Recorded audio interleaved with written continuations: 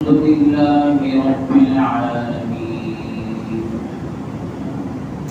والعاقبة للمتقين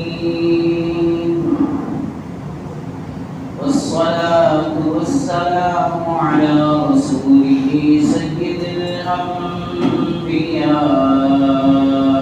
خاتم المرسلين وعلى آله وأصحابه أجمعين.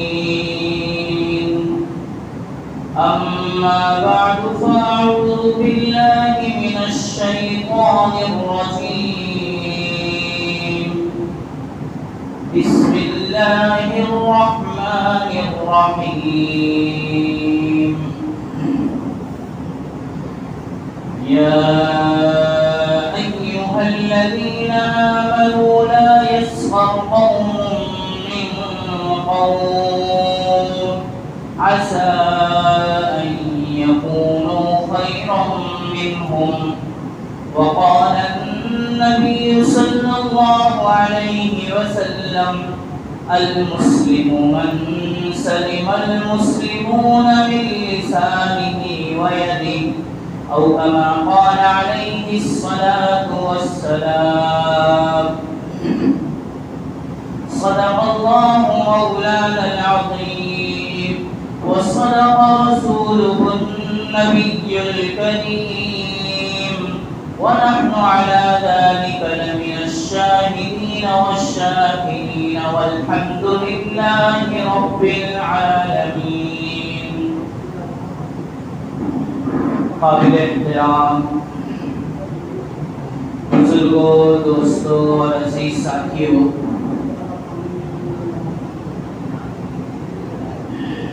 नबी पाक सल्लल्लाहु अलैहि वसल्लम की जिंदगी से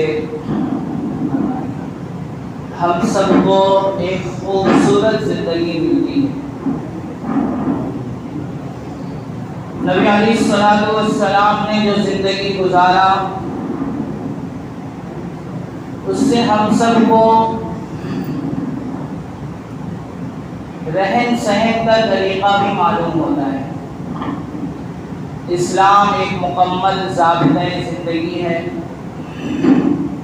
इसमें अक़ाइद भी हैं, इबादत भी है, मुआमलात भी है, मुआशरत भी है, अखलाकियात भी है। मुआशरत और रहन सहन की हिदायत और तालीमात भी हैं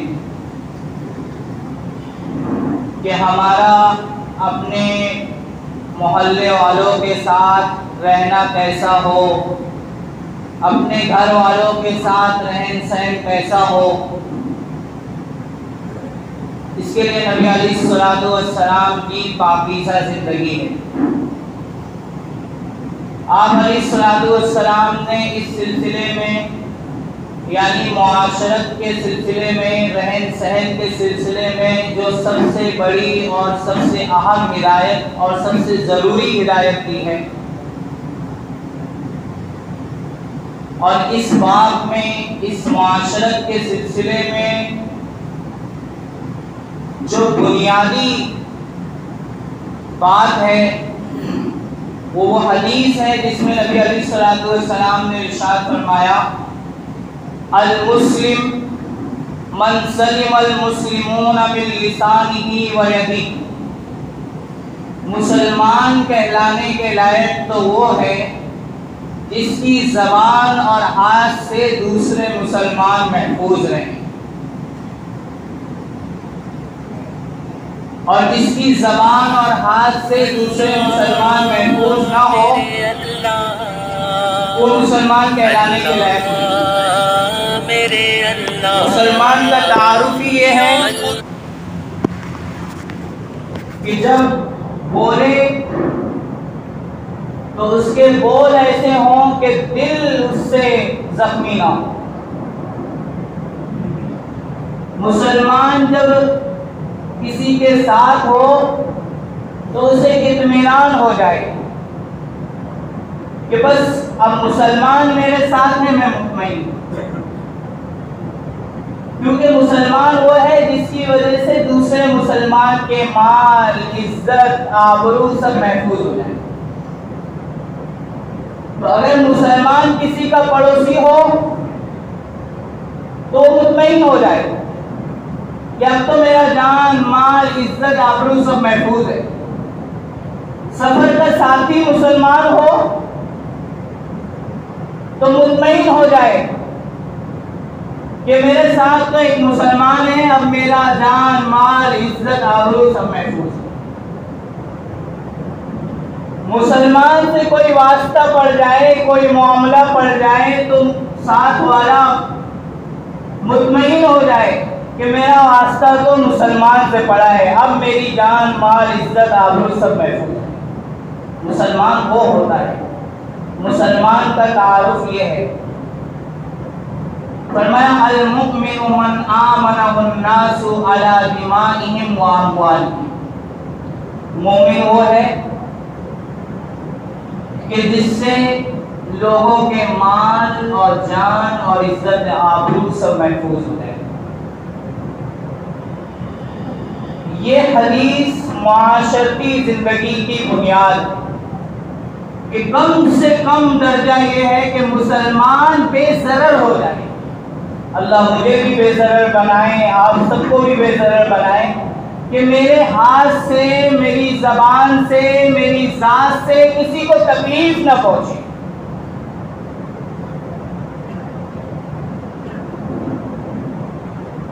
हज़रत मौलाना हकीमुल उम्मत मौलाना अशरफ अली थानवी रहमतुल्लाह अलैह बड़े बुजुर्ग हैं।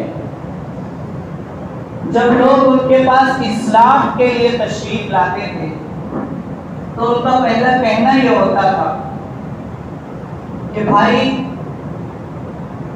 मेरे पास आए हो तो इतनी बात समझ लो कि इंसान बनने की नीयत से हो। यहाँ लोग इंसान बनाए जाते हैं। अगर तुम्हें सूफी बनना है, बुजुर्ग बनना है तो दूसरी खानकाएं खुली हुई हैं। अगर इंसान बनना है तो भाई मेरे पास आओ, मेरे पास इंसान बनाए जाते हैं। और फरमाते हैं कि 100% इंसान तो मैं भी नहीं बना, 100% इंसान तो मैं भी नहीं बना, लेकिन मैंने इंसान देखे हैं। अगर कोई बैल इंसान की शक्ल में आएगा तो वो पहचान में आ जाएगा, धोखा नहीं दे पाएगा। और अगर इंसान बनना चाहेगा तो इंसान बन के जाएगा। तो फरमाते हैं कि अगर इंसान बनना हो, उनकी पहली कोशिश ये होती थी कि एक मुसलमान पहले इंसान बन जाए, उसके अंदर इंसानियत आ जाए। इसलिए कि जानवर, इमाम गज़ाली रहमतुल्लाह अलैह फरमाते हैं कि जानवर 3 किस्म के हैं। एक जानवर की किस्म तो वो है कि जो सरापा फायदेमंद ही है, सरापा मुफीद है। उसका दूध भी पिया जाता है और उसकी खाल भी इस्तेमाल की जाती है, उसके बाल भी इस्तेमाल किए जाते हैं, और जब उसको ज़बह किया जाता है तो उसका गोश्त भी खाया जाता है। बाज़े जानवर ऐसे हैं जो मुफीद हैं, सरापा मुफीद है, और बाज़े जानवर ऐसे हैं जो सरापा मूज़ी हैं। उनसे तो बस तकलीफ ही पेश आती है, उनकी जानिब से तकलीफ ही मिलती है। बाज़े जानवर ऐसे हैं जो डंक ही मारते हैं, उनका काम ही है डसना। मूज़ी जानवर, उनके अंदर फायदा नहीं होता, कोई नफा नहीं देते किसी को, बस उनका काम होता है तकलीफ पहुंचाना, डंक मारना, डसना। बाज़े जानवर ऐसे हैं, और बाज़े जानवर ऐसे हैं जो ना बज़ाहिर मुफीद होते हैं और ना तकलीफ पहुंचाते हैं। तो इमाम गज़ाली रहमतुल्लाह अलैह फरमाते हैं कि अगर पहले दर्जे की किस्म में शामिल नहीं हो सकते, यानी सरापा फायदेमंद नहीं बन सकते, जबकि आला दर्जा तो यही है कि एक मुसलमान सरापा फायदेमंद हो, बेज़रर हो, सरापा खैर व बरकत का सबब हो। एक मुसलमान की शान तो ये है लेकिन अगर इतना नहीं हो सकता, कम से कम तीसरे दर्जे में तो शामिल हो जाओ कि अगर तुम किसी को फायदा नहीं पहुंचा सकते तो किसी को तकलीफ भी तो ना पहुंचाओ। तो माशरती जिंदगी की बुनियाद यह है कि अपनी जात से किसी को तकलीफ ना पहुंचे। जमात की नमाज कितनी अहम है। मस्जिद में आकर जमात की नमाज, जमात के साथ नमाज पढ़ना बहुत अहम है, बड़ी फजीलत है और बड़ी जरूरी चीज है। नबी अकरम अलैहिस्सलातु वस्सलाम अपनी बीमारी के दिनों में, जबकि हालत बिल्कुल डाउन थी, जमात के साथ नमाज पढ़ने की फजीलत, अजमत और अहमियत की वजह से आप अलैहिस्सलातु वस्सलाम ने इमामत भी छोड़ दी थी और अबू बकर सिद्दीक रज़ियल्लाहु अन्हु को खड़ा कर दिया था। फिर भी दो आदमियों के सहारे उनके कंधों पर हाथ रखकर घिसटते हुए पैर के साथ तशरीफ लाते थे और जमात में शामिल होते थे। और एक मर्तबा तो फरमाया कि मेरा दिल ये चाहता है कि मैं एक तकबीर कहने वाले को खड़ा करूं और एक इमाम को हुक्म दूं कि तुम नमाज पढ़ाओ, और तकबीर कहने वाले को कहूं तकबीर कहो, और मैं जाऊं नौजवानों को यह हुक्म दूं कि जंगल से लकड़ी लाओ और उन लोगों के घरों को आग लगा दो जो अपने घरों में नमाज पढ़ते हैं और मस्जिद में जमात के साथ नमाज पढ़ने के लिए नहीं आते, कि मैं उनके घरों को आग लगा दूं। इतनी अहमियत है जमात के साथ नमाज पढ़ने की कि ऐसे लोग जो मोहल्ले में अपने घरों में नमाज पढ़ लेते हैं और मस्जिद में आकर जमात के साथ नमाज का एहतमाम नहीं करते, नबी अलैहिस्सलाम ने ऐसे लोगों को उनके समेत उनके साथ घर के जला देने का हुक्म की ख्वाहिश जाहिर की। लेकिन अगर कोई ऐसा शख्स है जिसको कोई ऐसा मर्ज है जिसमें कि जिसकी वजह से जमात के साथ आकर शामिल होने से अगल बगल वालों को तकलीफ होती हो, तो ऐसे शख्स का मस्जिद में आना जायज नहीं है। ऐसे शख्स को मस्जिद में जमात के साथ नमाज पढ़ने से रोका गया है कि भाई आप घर में नमाज पढ़ो। यानी लोगों की तकलीफ का इतना ख्याल रखा गया कि जमात के साथ नमाज पढ़ना जो कि इतना अहम है, ऐसे शख्स को रोक दिया गया कि भाई किसी की तकलीफ का सबब ना बनो। कोढ़ का मर्ज है जिसे लोग घिन करते हैं, सफेद दाग है घिन करते हैं, ऐसे शख्स को एहतियात करने का हुक्म दिया गया, मना किया गया। बदन में बदबू बहुत ज्यादा होती है, ऐसे शख्स को रोका गया कि तुम्हारी वजह से अगल बगल वालों को जो जमात में शामिल होंगे तकलीफ होगी, तुम मस्जिद में ना आओ। शरीयत ने तकलीफ का बड़ा लिहाज किया है कि किसी की जात से किसी को तकलीफ ना पहुंचे। ये मुआशरती जिंदगी का दीन है जो बहुत बड़ा अहम फरीज़ा है। जैसे नमाज फर्ज है, मुआशरती जिंदगी का ये फरीज़ा भी फर्ज है, मुआशरती जिंदगी का ये हिस्सा भी फर्ज है कि अपनी जात से किसी को तकलीफ ना पहुंचे। आज हमारी जिंदगी से ये हिस्सा निकल चुका है, मुआशरती जिंदगी का ये हिस्सा निकल चुका है। नमाजी हैं, हाजी भी होते हैं, जिक्र अस्कार भी करते हैं, लेकिन माशरती जिंदगी में नहीं है, माशरती दीन जिंदगी में नहीं है। उसकी वजह से लोगों के लिए तकलीफ का सबब बने हुए होते। लोग समझते हैं कि नमाजी हैं, उसके बावजूद ऐसी तकलीफ देते हैं, इसलिए माशरती जिंदगी सीखी ही नहीं, माशरती दीन सीखा ही नहीं। नमाजी होने के बावजूद उनके साथ मामला करने से कतराते हैं। साथ में रहते हुए कांटे चुभते हुए मालूम होते हैं। लोग कतराते हैं, भाई इनके साथ मामला नहीं करना, इनके साथ उठना बैठना नहीं। बड़ी तकलीफें हैं, बड़ी तकलीफें काम करते हैं, इनके साथ उठना बैठना बड़ा तकलीफ का सबब है। कांटे चुभते हुए महसूस होते हैं। क्यों? इसलिए कि जिंदगी में माशरती दीन नहीं। नमाज को इबादत समझ लिया, नमाज के दीन को इबादत समझ लिया, बाकी मुआशरत को, मामलात को, अखलाकियात को दीन ही नहीं समझा। सिर्फ नमाज को इबादत समझते हैं, बाकी सारे दीन के हिस्से को इबादत समझते ही नहीं, इसलिए जिंदगी में लाते ही नहीं। हजरे अस्वद को बोसा देना हदीस में है कि अल्लाह को बोसा देने के बराबर है। ये बड़ी फजीलत है। लेकिन अगर हजरे अस्वद को बोसा देने के लिए जाते वक्त किसी को तकलीफ पहुंचने का अंदेशा हो, धक्का मुक्की का अंदेशा हो, किसी को अपनी जात से, अपने जिस्म के किसी हिस्से से तकलीफ पहुंचने का अंदेशा हो, तो फिर हजरे अस्वद को बोसा देना सवाब नहीं, गुनाह हो जाएगा, जायज नहीं, हराम हो जाएगा।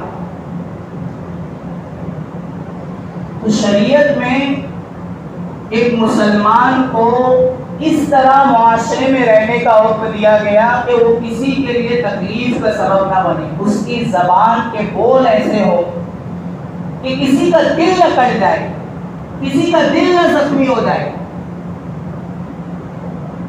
सच्चा बोले, सीधा बोले, साफ बोले, ताना न मारे, टेढ़ी मेढ़ी बात न करे, सीधी साफ और सच्ची बात करे। झूठ बोलना, गीबत करना, बुराई करना, इसी मुआशरती जिंदगी का दीन है। इससे बचना कि मुआशरती जिंदगी का दीन है जो हमारी जिंदगियों से निकल गया। आज मुसलमान जब मुलाकात करता है एक दूसरे से, तो मुलाकात के वक्त एक मुआशरती जिंदगी का की एक तालीम है कि जब किसी से मुलाकात हो तो उसके सामने ये कहो, अस्सलामु अलैकुम व रहमतुल्लाहि व बरकातुहू। ये एक दुआ भी है कि तुम पर सलामती हो अल्लाह की जानिब से, और ये एक ऐलान भी है कि भाई मेरी तरफ से आपकी जान, इज्जत और आबरू महफूज है। आप मुतमईन रहो, मेरी तरफ से आपको किसी किस्म की तकलीफ नहीं पहुंचेगी, न मेरी ज़बान से तकलीफ पहुंचेगी, न मेरे हाथ से तकलीफ पहुंचेगी, न मेरे किसी रवैये से तकलीफ पहुंचेगी। ये मतलब है अस्सलामु अलैकुम व रहमतुल्लाहि व बरकातुहू। कि मुसलमान ऐसा हो जाए कि उसकी जात से किसी को तकलीफ न पहुंचे। हज़रत मुफ्ती मोहम्मद शफी रहमतुल्लाह अलैह बहुत बड़े बुजुर्ग हैं, आलिम हैं। रमजान के महीने में इनके दिल में एक ख्याल आया कि मैं दुआ करूं कि मेरी मौत भी रमजान में हो जाए। रमजान की मौत अच्छी है। उन्होंने जो ख्याल आया इस बात से मुताल्लिक वो जाहिर किया अपने मुरीदों के सामने कि ख्याल तो आया लेकिन मैंने दुआ नहीं किया, इसलिए कि मैंने ये सोचा कि अगर मेरी दुआ कबूल हो गई और रमजान में मेरी मौत हो गई तो एक तो रमजान का महीना, मेरे जाने का गम, और फिर रोजे की हालत में साथियों को तकलीफ होगी। जनाजे की नमाज, तदफीन का इंतजाम, एहतमाम, इसकी वजह से रमजान की मशगूलियतों की वजह से साथियों को तकलीफ हो जाएगी। इसलिए मुझसे ये दुआ नहीं होती कि किसी को मेरी जात से तकलीफ न पहुंचे। हमारे अकाबिर ने जिंदगी में तो अपनी तकलीफ का ख्याल किया, मरते मरते भी लोगों को तकलीफ से बचाने का है। तो ये मुआशरती जिंदगी का दीन भी बहुत जरूरी है और फरीजा है, और उसकी कम से कम बुनियाद और कम से कम दर्जा ये है कि मेरी सांस से किसी को तकलीफ ना पहुंचे। मेरे घर में मेरे साथ जिन लोगों का ताल्लुक होता है, मेरा भाई है, मेरी बहन है, मियाँ बीवी है, सास बहू है, किसी को किसी से तकलीफ ना पहुंचे। ये माशरती जिंदगी का दीन हर एक पर फर्ज है कि कोई ऐसी बोल ना निकले, कोई ऐसा रवैया ना हो जाए कि जिससे सामने वाले को तकलीफ पहुंच जाए। अल्लाह मुझे भी बचाए, आप सबको भी बचाए, और इस माशरती दीन को अल्लाह मुझे भी अपनी जिंदगी में लाने की तौफीक अता फरमाए, आप सबको भी तौफीक अता फरमाए। व आखिर दावाना अनिल हम्दुलिल्लाह।